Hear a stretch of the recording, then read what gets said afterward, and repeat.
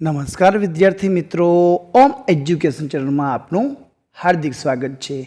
आज आपणे आ विडियो में द्वितीय सत्रांत परीक्षा 2024 अंतर्गत धोरण 5 में जे हिंदी पेपर है ए पेपरना अभ्यास माटेनु मोस्ट आईएमपी पेपरनु संपूर्ण सोल्यूशन करवानुं छे। विद्यार्थी मित्रों, जो तमे अमारी चैनल पर नवा हो तो चैनल ने सब्सक्राइब करी लेजो, जेथी करीने नवा विडियो तमने मळता रहे।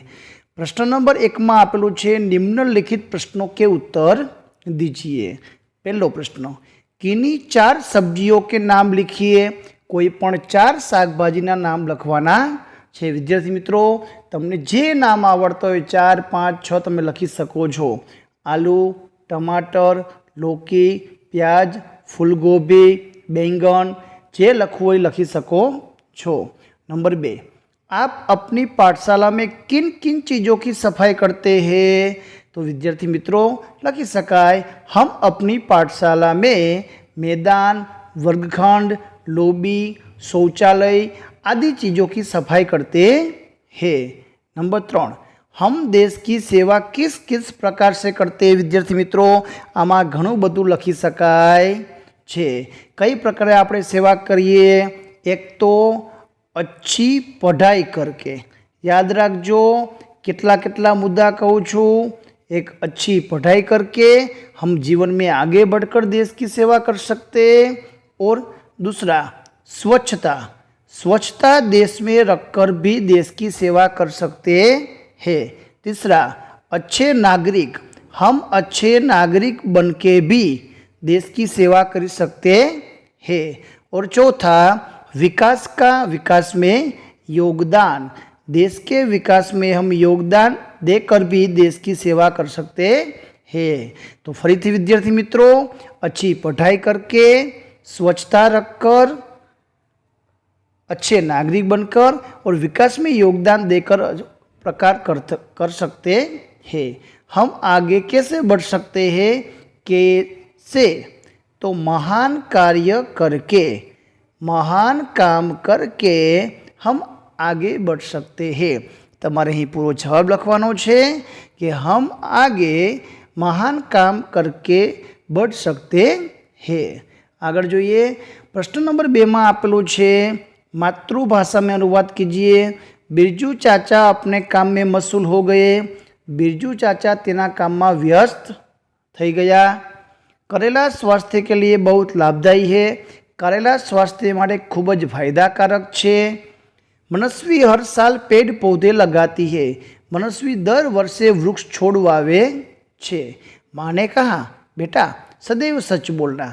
माए कह्यु, बेटा हमेशा साचू बोलवू। तो आ तो हिंदीनु वाक्यनु गुजराती में अनुवाद। प्रश्न नंबर 3 में आपेलो छे, सूचना अनुसार उत्तर लिखिए। निम्नलिखित वाक्यों में से संज्ञाएं ढूंढकर लिखिए। तो संज्ञा पहला में रामायण, पन्ने और बीजा वाक्य में गुरुजी। तो तमारे वाक्य लखवानुं छे ने नीचे जवाब करीने तमारे संज्ञा शोधवानी छे अथवा संज्ञा नीचे लीटी करवानी छे। बमा आपेलू छे, निम्नलिखित वाक्यों में से विशेषण ढूंढकर लिखिए। घोड़ा तो कैसा, तो काला। पेन तो कैसी, हरी। तो काला और हरी अहीं विशेषण छे। नंबर 3, निम्नलिखित वाक्यों में से क्रियापद जो क्रिया होती है ये लखवानो। तो काव्या कागज लिखती है तो लिखने की क्रिया, तो लिखना। दिव्या अब पढ़ने लगी है तो पढ़ने, पढ़वानी क्रिया, तो लिखना और पढ़ना। विद्यार्थी मित्रों तमारे लखवानो छे। आगे जोईए, प्रश्न नंबर 4 आपेला छे, निम्नलिखित मुहावरे का अर्थ देकर वाक्य में प्रयोग कीजिए। पहलू छे, शीश झुकाना, मतलब विनम्र होना। तो हम अपने सबों को विनम्र रखना चाहिए। आँखों का तारा तो बहुत प्यारा। एक छोटी सी लड़की उसके पापा की आँखों का तारा बन गई। तो आ रीतना पण वाक्य तमे लखी सको छो। प्रश्न नंबर 5 में छे, उदाहरण के अनुसार समानार्थी शब्द लिखकर वाक्य में प्रयोग कीजिए। सुगंध, तो एनु समानार्थी लखवानुं छे सुवास। तो जे समानार्थी शब्द लखो एनु वाक्य तमारे बनाववानुं छे कि फूलों की सुवास सबको अच्छी लगती है।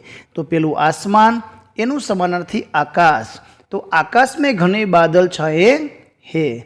शान तो प्रतिष्ठा, शोभा, हमें जीवन प्रतिष्ठा से जीना चाहिए। बगिया तो उपवन, बाग, हमारे घर के नज़दीक एक उपवन अथवा बाग है। आरोग्य स्वास्थ्य, हमें अपने स्वास्थ्य का ध्यान रखना चाहिए।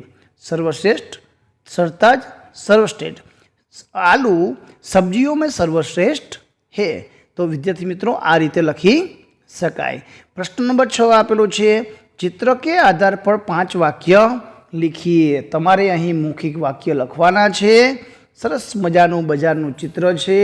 शाकभाजीवाळा शाकभाजी वेची रह्या छे। एक लारीवाळो छे। 2-3 बहेनो नीचे बेसीने ने पाछळना भागमां दुकानो देखाई रही छे। घणा व्यक्तिओ शाकभाजी फळ खरीदी रह्या छे અને एक कूतरो पण देखाई रह्यो छे। तो लखी शकाय, इस चित्र बाजार का है। बाजार में कई सारी दुकानें हैं। दुकानें सब्जी और फलों की है। एक रेकड़ी वाला लारी लेकर सब्जियां बेचने जा रहा है। उसके पास से एक स्त्री खरीदी कर रही है। चित्र में एक कुत्ता दिखाई दे रहा है। चित्र में 2 फल की दुकानें दिखाई देती है। उसमें केले, सफरजन, मौसम्बी, अंगूर आदि फल बेच रहे हैं। नीचे 2 स्त्रियां शाकभाजी बेच रही है। वो टमाटर, बैंगन, आलू, मटर, कई सारे शाकभाजी सब्जियां बेच रही है। विद्यार्थी मित्रों आवा घणा बधा वाक्य तमारे लखी शकाय।